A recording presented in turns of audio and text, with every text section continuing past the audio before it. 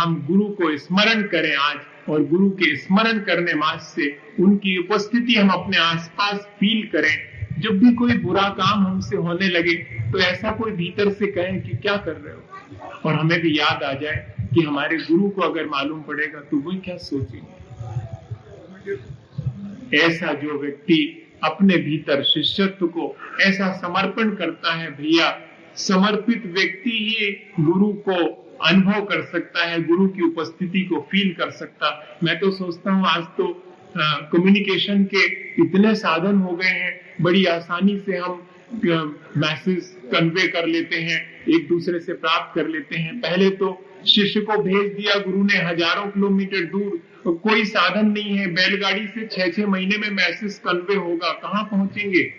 लेकिन कैसे कन्वे होता होगा? समर्पण से संप्रेषित होता है, डायलॉग शुरू हो जाता है। 1000 किलोमीटर दूर बैठे गुरु को भी एक शिष्य अपने निकट महसूस करता है। और मैं आपको इसका उदाहरण बताऊं, मैं जब यहीं पास में गुना में था तो ऐसी थोड़ी स्थिति बनी कि मुझे लगा कि नहीं, अपन को यहाँ पर अधिक समय नहीं रुकना चाहिए और चले जाना चाहिए। क्यों अपन को व्यर्थ जो है उलझना चाहिए, विवाद में क्यों पड़े अपन। राग द्वेष करने के लिए घर छोड़ा है, अपने आत्म कल्याण के लिए छोड़ा है। ऐसी सिचुएशन, ऐसा एनवायरनमेंट क्रिएट हो जाता है कई बार। तो अब मैं दुविधा में कि आज्ञा तो है कि मैं यहीं रुकूं और मैं अपनी तरफ से यहाँ से विहार तो करूं नहीं।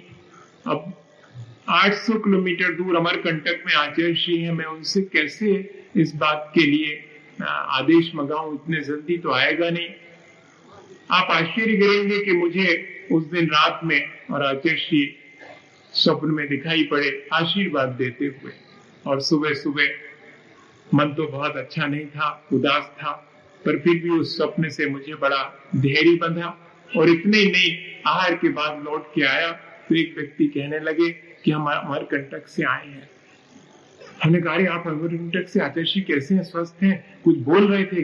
बोले नहीं, जब हमने उनसे कहा कि हम ग्वालियर जा रहे हैं तो उन्होंने कहा कि महाराज को आशीर्वाद कहना और कहना संयम से काम लो। अरे, हमने तो कोई समाचार ही नहीं भेजा, और हमारे लिए वहां से जो है उनको क्या मालूम है हम सोच रहे हैं, लेकिन उन्हें सब मालूम रहता। श्रद्धा की आंख से ये थोड़े सा जगत नहीं, इसके पार जो जगत है वो भी श्रद्धा की आंख से दिख जाता है। भैया, क्या आवश्यकता थी आशीर्वाद के साथ ये भी कि संयम रखो, धैर्य रखो। समझ में आ गया कि संयम रखना, धैर्य रखना, अपने को क्या होने वाला। अपनी मना स्थिति अच्छी है तो परिस्थितियां चाहे कैसी भी हो, सब अच्छा होता है। मैं आपसे इसलिए ये कह रहा हूं कि हमारे भीतर अगर शिष्यत्व है तो ही हम गुरु का महत्व समझ सकते हैं। और इतना ही नहीं, हम गुरु की उपस्थिति और अनुपस्थिति दोनों में उनसे लाभ ले सकते हैं। और हमारे भीतर समर्पण नहीं है तब तो फिर कोई भी गुरु हमारे सामने रहे, हम उनसे न उनकी उपस्थिति से प्रभावित हो सकते हैं, न उनका हम लाभ ले सकते हैं।